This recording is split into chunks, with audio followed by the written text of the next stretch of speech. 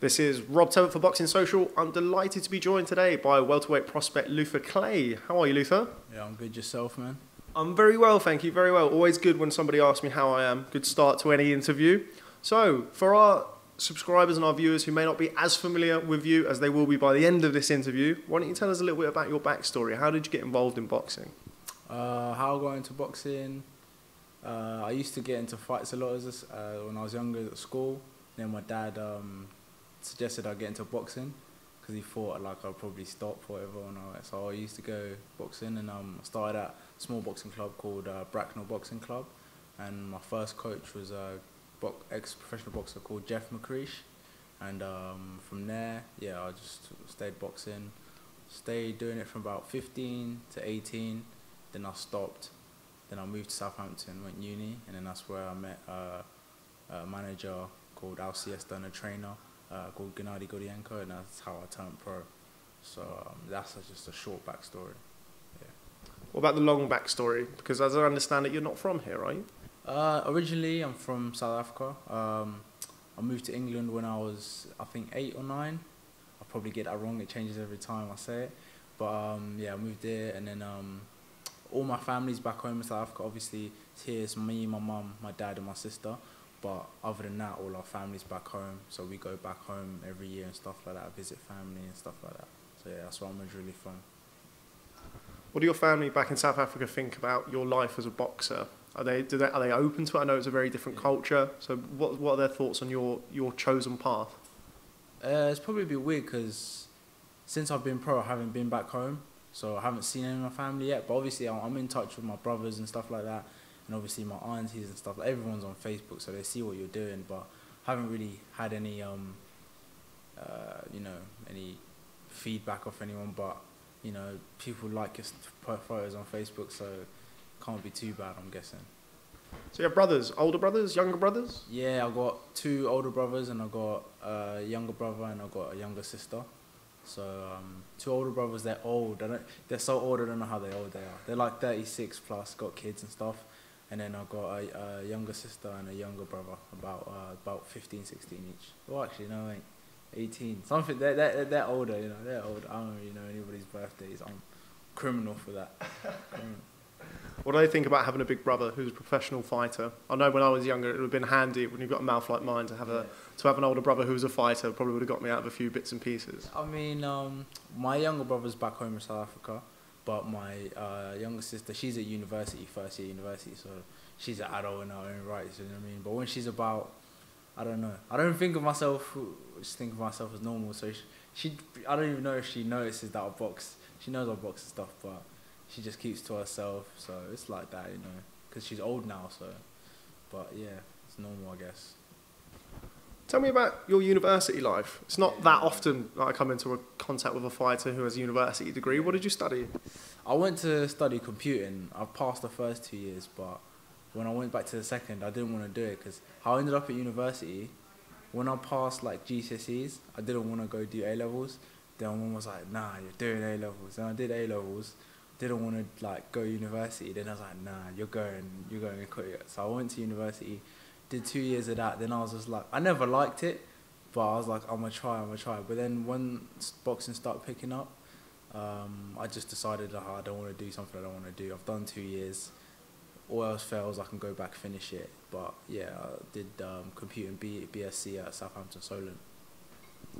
What did your family say when you told them that you wanted to turn pro? So you're not finishing university, you want to become a boxer. How did that go down? I didn't even tell them. All I did, I just had a fight. I had like my first fight. I went out through like Latvia. I just told them, oh, I'm just going away for the weekend. Then I came back home. Didn't even tell them when I got back, and then they just saw it in the newspaper because I was preparing for my next fight, which is local in Reading. So that's how they found out, like, of other people. And I was like, why didn't you tell me? I was like, oh, you're gonna find out when you find out. So that's how it was, really. Yeah. Very supportive of you now, though, I'd assume. Yeah. No, my dad used to be a boxer himself as well. Like, he was an amateur boxer and he boxed in the army, but he's supportive of it, but obviously he's more of aware of what it is because he used to box. But my mum, obviously, she doesn't have any idea about it, but she goes to support all the fights and stuff like that, even though she doesn't like watching, but she comes, yeah. So tell me a little bit about Al Siesta. Nothing too serious because he stood right behind me. Yeah. Tell me a little bit about how you got hooked up with Al Siesta, somebody who's been around boxing for a long time. How did you guys meet?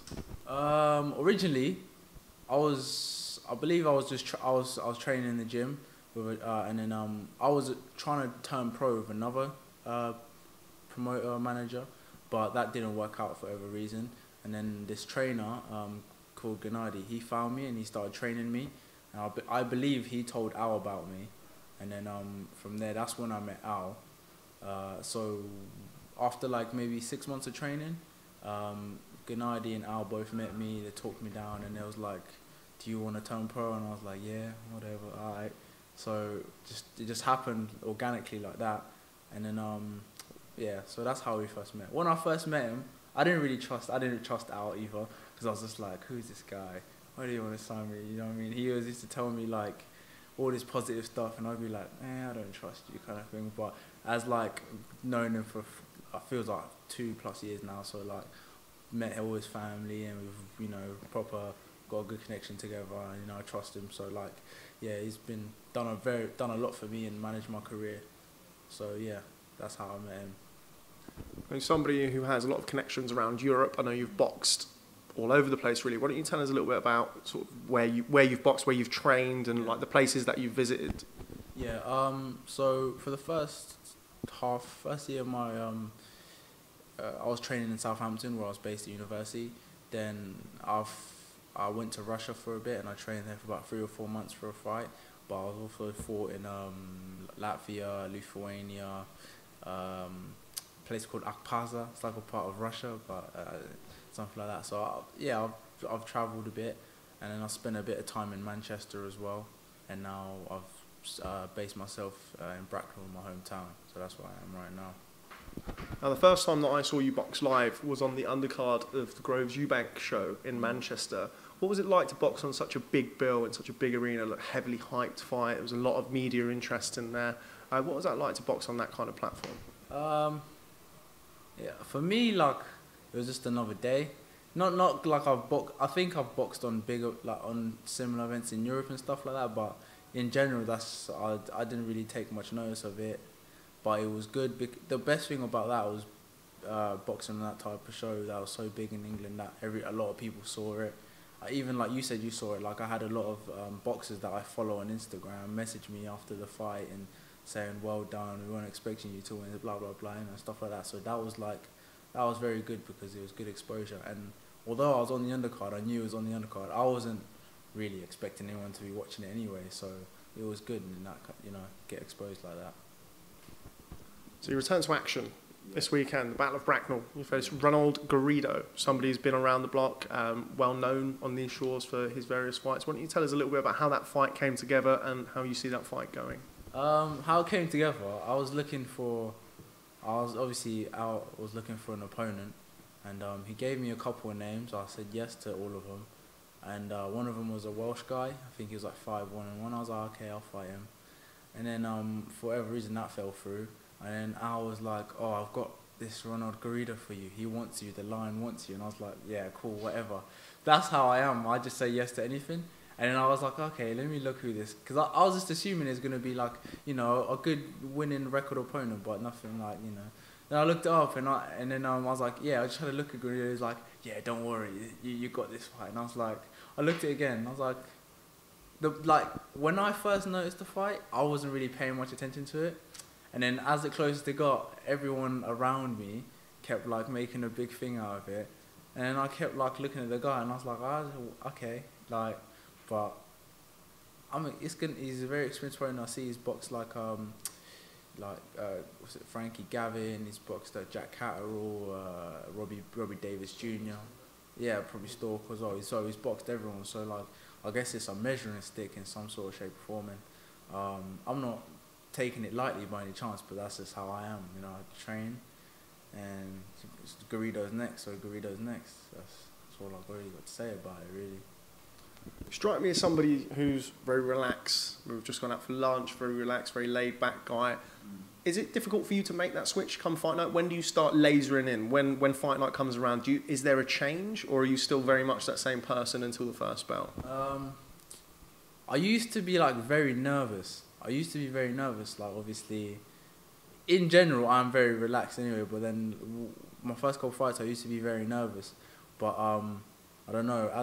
As I kept training, go sparring and everything, it all comes together. So like I just kind of like try not to burn myself out by worrying about too much.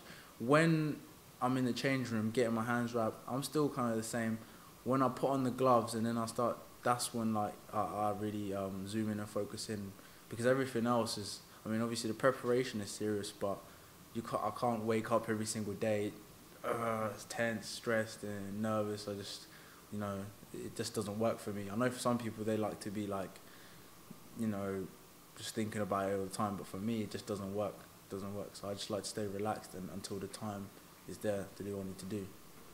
Yeah, it can burn up quite a lot of nervous energy and stuff like that going through that. Yeah, no, that's fair enough. So where do you see yourself? Obviously, this weekend come through, hopefully with a nice, impressive win. British boxing thriving at the minute. Obviously, you have your connections in and around Europe as well, which can only help you at this stage of your career. But where do you see yourself, say, in 12 months' time? What do you envision the next 12 months being like for Luther Clay? For me, I'm such a short, like, right in front of me kind of person. So whenever I get asked where, maybe I don't know, but what I always answer to our question is that I hope to be a better fighter. Do you know what I mean? Like, I like to keep elevating myself, so I like to take better challenges, tougher opponents, and keep going to see just progression. That's what I want, career progression, not just money or stuff like that, but actual progression as a fighter overall. So I'm hoping, to get my hands on some sort of titles and end this year hopefully in that top 10 of the UK, and then see if I can get some domestic dust-ups and stuff like that on big cards. I guess that could be a short-term goal, but I don't look too far ahead, really. That's just how I am. Yeah, probably not the wisest question to ask you a couple of days before you're fighting. Probably not. But as I understand it, you've been around the gyms, you've sparred some of the sort of more well-known names in and around your weight class. Why don't you tell us a little bit about that? I'm trying to think of some high profile. I guess I've sparred people like Tamuka Mucha. I've sparred someone like Jez Smith. He's like top 10 in the UK right now in my weight class. Obviously you got the big matchroom prospect Josh Kelly. I've done some rounds with him. I've done rounds with like Harlem Eubank. I've been to various other gyms and stuff. Michael McKinson, stuff like that. So I've mixed it with a couple of people. And also when I was in Russia, I was doing a lot of sparring with like some of the great amateurs out there and some of the upcoming pros out there. So I've been able to develop, good experience in sparring I've been getting with people in preparation. So I think that's what's made me so comfortable and confident into going into tough fights like this. Okay, well, I won't keep you too long because you are fighting in a couple of days and I don't want you making that switch any earlier than you have to. But why don't you tell our subscribers and our followers what to expect from Luther Clay? Man, well, he's a lion, I'm a Zulu, I'm going to go hunting, okay? So that's what's going to happen.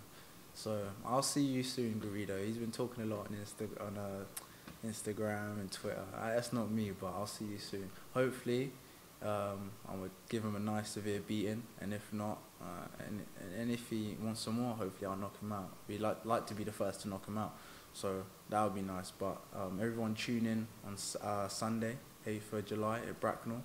I hope to see you all there. Okay, well, Luther Clay, pleasure sitting down with you. Thanks very much for speaking to Boxing Social. Look forward to catching up with you soon. Thank you very much. Cheers.